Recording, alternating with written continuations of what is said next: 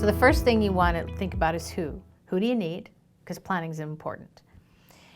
We see so many times that organizations, especially if they're growing quickly, don't pay enough attention to who they need to hire. They just know that they need more staff, so they bring them in. We're working with a client right now that we know has 5 more employees than they need because they didn't plan. So they didn't stop and say what makes the most sense at this stage of our growth. What will they do? Are you ready for a specialist or a generalist? Are you still at the stage of growth where generalist makes the most sense, or are you ready for specialists? When's the ideal start date? Is it now or in the future?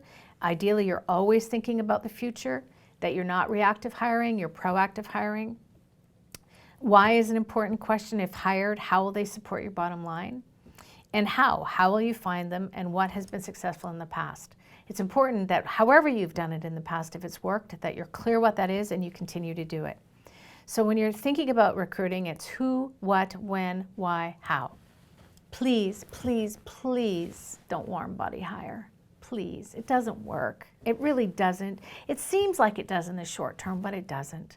So I'm going to give you a fast track system, process that I hope you can get done in 1 to 2 days that will stop you from maybe doing that warm body hire.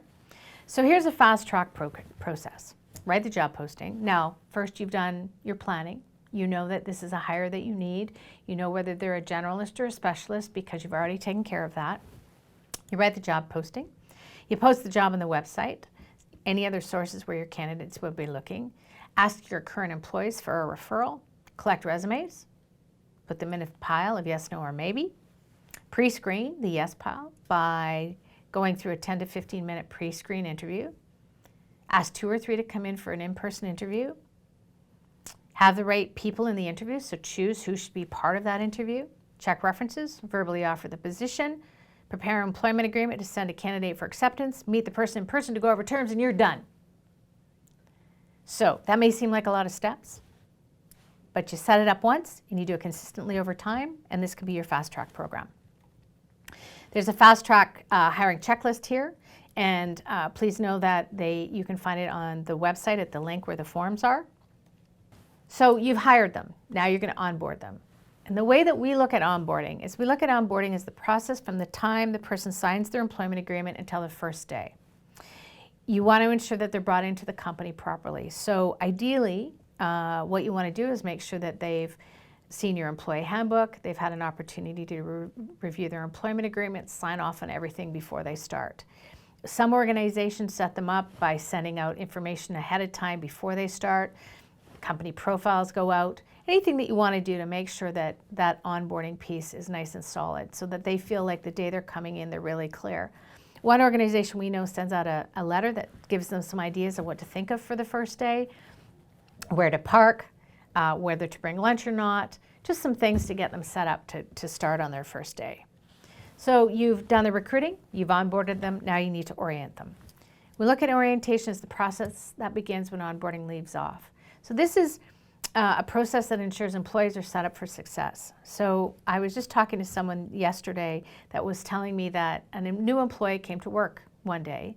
She was the finance person. They came up to the finance person. Finance person didn't know they were being hired, hadn't done any documentation, hadn't done anything to support their hire, and yet they were hired and she didn't know it. So it's really important that you follow your own internal processes, and if you don't have them, create them so that the minute that employee starts, you can set them up for success by onboarding them, orienting them, putting together an orientation program that makes sense for your organization. So depending on how technical your organization is and the work that's being done will depend on how long the orientation will take. For some, it can take years. It's important, though, to not set an employee up by, giving them a manual to read on the first day and then going, boom, they've got it, and then getting them into the job. Maybe start with that manual, but then 3 months later, check in to see if they know what's in that manual, that they understand it in the way that you intend. Orientation is important. So you want to set up productivity properly within your organization, hire well, onboard well, and orient well. So the summary of this is failing to plan is planning to fail. Please, no warm body hires. Know the answers to who, what, when, why, how. And you know what? It doesn't have to be formal. Sit down with a napkin and write it down. This doesn't have to be a formal process. It just has to be one that you follow consistently.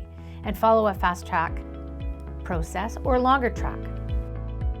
This has been an initiative of the City of Penticton's Economic Development Department.